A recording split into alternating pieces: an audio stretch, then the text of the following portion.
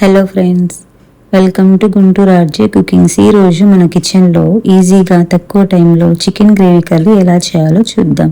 First చికెన్ని ఒక 4 times lemon and సాల్ట్తో wash చేసుకోవాలి. ఆ తర్వాత చికెన్ని మ్యాగ్నేట్ చేయడానికి అందులో 1 స్పూన్ కారం, కొంచెం పసుపు, 1 స్పూన్ ధనియాల పొడి, కొంచెం ఉప్పు, 2 టేబుల్ స్పూన్ల పెరుగు, తర్వాత ఒక హాఫ్ నిమ్మకాయ వేసుకొని అందులో బాగా కలుపుకోవాలి. వీడియోలో చూపించినట్లు బాగా కలుపుకోవాలి. ఇలా కలపడం ద్వారా చికెన్కి బాగా ఉప్పు కారం పడుతుంది.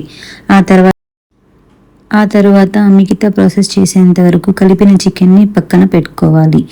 ఇప్పుడు ఒక స్టవ్ మీద ప్యాన్ పెట్టుకొని అందులో 2 స్పూన్స్ ఆయిల్ వేసుకొని 1 స్పూన్ తాలింపు గింజలు వేసుకోవాలి. ఆ తర్వాత కొంచెం కరివేపాకు, పచ్చిమిర్చి వేసుకోవాలి. వేసి బాగా కలపాలి.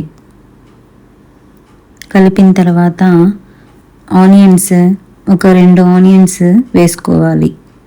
ఆనియన్స్ వేసుకొని బాగా కలుపుకోవాలి.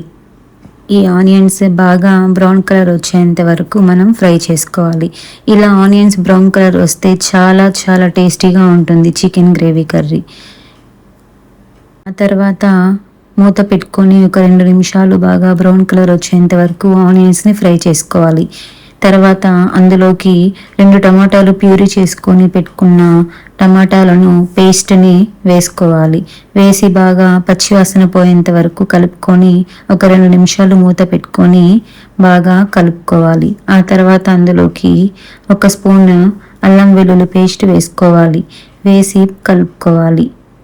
అల్లం వెల్లుల్లి పేస్ట్ పచ్చివాసన పోయేంత వరకు బాగా కలుపుకోవాలి. తర్వాత పచ్చి కొబ్బరి పేస్ట్ ఒక బౌల్ వేసుకోవాలి. పచ్చి కొబ్బరి వేయడం వల్ల హెల్త్కి చాలా మంచిది. తర్వాత చికెన్ గ్రేవీ చాలా జ్యూసీగా ఎమ్మీగా చాలా టేస్ట్ ఉంటుంది.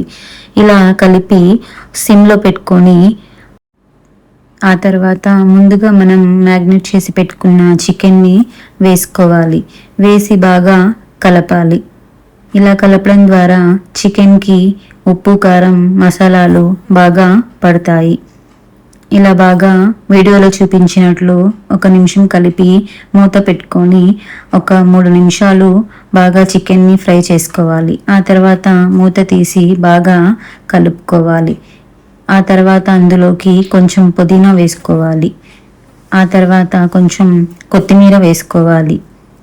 బాగా వేసి కలిపి అందులోకి కొంచెం కస్తూరి మేతి వేసుకోవాలి.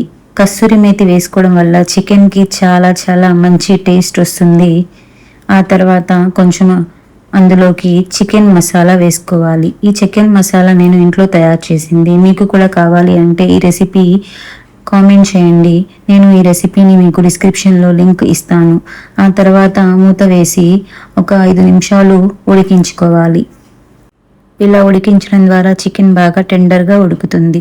ఆ తర్వాత గ్రేవీకి సరిపోయినట్టు వాటర్ వేసుకోవాలి. నేను 2 గ్లాసుల వాటర్ వేస్తున్నాను. మీరు మీకు సరిపడినంత వాటర్ వేసుకొని బాగా కలుపుకోవాలి. ఇలా కలపడం ద్వారా చికెన్ మొత్తం చాలా చాలా బాగా టెండర్గా కుక్ అవుతుంది. ఆ తర్వాత బాగా ఒక హై ఫ్లేమ్లో పెట్టుకొని ఒక 5 నిమిషాలు ఉడికించుకోవాలి. ఆ తర్వాత బాగా కలుపుకొని అందులోకి సరిపడినంత ఉప్పు వేసుకోవాలి. మీకు తగినంత ఉప్పు వేసుకోవచ్చు. ఆ తర్వాత మూత పెట్టుకొని ఒక 5 నిమిషాలు హై ఫ్లేమ్లో చికెన్ని ఉడికించుకోవాలి. ఇలా ఉడికించడం ద్వారా చికెన్ చాలా సాఫ్ట్గా అవుతుంది. వీడియోలో చూపించినట్లు ఇలా ఉడికించుకోవాలి. మరలా మూత తీసి చూస్తే పైన ఆయిల్ తేలుతూ ఉంటుంది. ఇంకా రెడీ అయిపోయింది మన చికెన్ గ్రేవీ కర్రీ. చాలా చాలా టేస్టీగా ఎమ్మీగా ఉంటుంది. మీరు కూడా తప్పకుండా ట్రై చేయండి. ట్రై చేసి ఈ చికెన్ గ్రేవీ కర్రీ ఎలా వచ్చిందో నాకు కమెంట్ రూపంలో కమెంట్ చేయండి. అంతే, ఎంతో simple tasty chicken gravy curry ready. ఈ వీడియో మీకు నచ్చినట్లయితే లైక్ చేయండి, షేర్ చేయండి, కమెంట్ చేయండి. చాలామంది వీడియో చూస్తున్నారు కానీ లైక్, షేర్, సబ్స్క్రైబ్ చేయట్లేదు. తప్పకుండా ఈ వీడియో మీకు నచ్చినట్లయితే లైక్, షేర్, కమెంట్ చేయండి. Thank you for watching. Bye friends.